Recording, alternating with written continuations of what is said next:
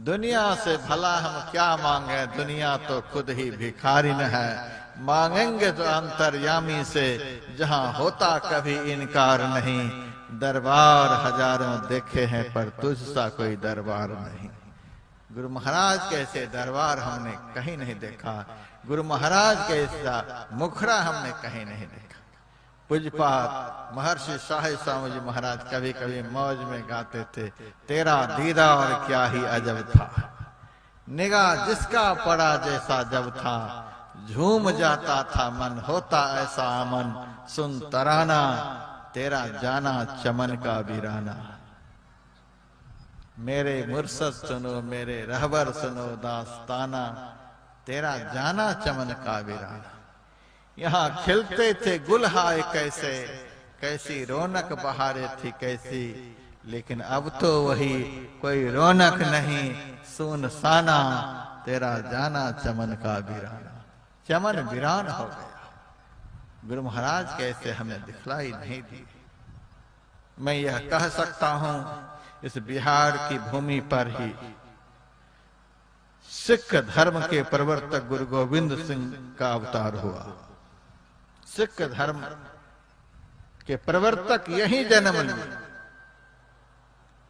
इसी बिहार की भूमि पर जैन धर्म के प्रवर्तक भगवान महावीर हुए। इसी बिहार की भूमि पर बौद्ध धर्म के प्रवर्तक भगवान बुद्ध हुए। तीन तीन धर्म के प्रवर्तक इस बिहार की भूमि पर अवतार लिए, लेकिन इन प्रवर्तकों ने प्रचार का क्षेत्र बिहार को नहीं बनाया। प्रचार का क्षेत्र बिहार को नहीं बनाया। चीन जाकर के प्रचार किए, तिब्बत जाकर के प्रचार किए, कहां कहां जाकर के प्रचार किए,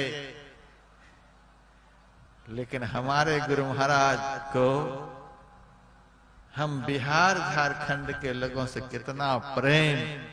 हमारे गुरु महाराज चाहते तो सारी दुनिया में जाकर के संत मत का डंका बजाते, लेकिन गुरु महाराज ने सोचा ये सब संत बिहार में अवतार लेकर बिहार के लोगों को छोड़कर अन्य देश में चले गए प्रचार के लिए।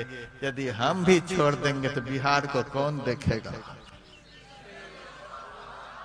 झारखंड को कौन देखेगा। हम लोगों से गुरु महाराज को कितना प्रेम। महर्षि महेश जोगी ऋषिकेश में विदाई में हेलीकॉप्टर दे रहे थे गुरु महाराज को। गुरु महाराज ने कहा हेलीकॉप्टर लेकर के हम क्या करेंगे महाराज, इससे आप विदेशों में जाकर के प्रचार करिए। कहा नहीं नहीं, विदेश में प्रचार करने वाले तो बहुत महात्मा हैं, लेकिन हमारे बिहार के देहातों में जाने वाले कोई महात्मा नहीं है। हम ऐसे ऐसे गांव में जाकर प्रचार करते जिस गांव में सड़क नहीं है, पैदल का रास्ता है, किसी किसी तरह हम जाते हैं, हमें वहां प्रचार करना है। हम लोगों से कितना गुरु महाराज को प्रेम। और यह भी सुन लीजिए, आज तक के संतों के इतिहास में गुरु महाराज का इतिहास कुछ अलग ही है। आज तक किसी संत ने यह नहीं अपने भक्तों से कहा मैं जा रहा हूं, फिर कुछ देर के बाद लौट करके आऊंगा और तुम लोगों को भी साथ लेकर के जाऊंगा। किसी ने नहीं कहा, लेकिन हमारे गुरु महाराज चलने से पहले बोले थे मैं एकदम मोक्ष नहीं चाहता। महर्षि में ही वचनामृत,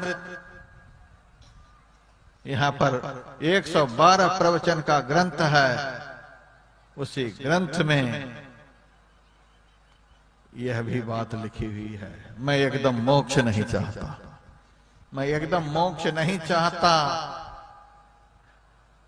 मोक्ष समझिए क्या चीज है। नित्य सुखानुभूति इति मुक्ति ही, नित्य सुख की अनुभूति का ही नाम मोक्ष है, अखंड सुख का नाम मोक्ष है। हम लोगों के लिए गुरु महाराज अखंड सुख मोक्ष को भी तिलांजलि देने के लिए तैयार है। हम लोगों से कितना प्रेम हमारे गुरु महाराज का है। इतना प्यार करने वाला सदगुरु दुनिया में कहीं मिलेंगे? मैं एकदम मोक्ष नहीं चाहता, बारंबार आऊंगा,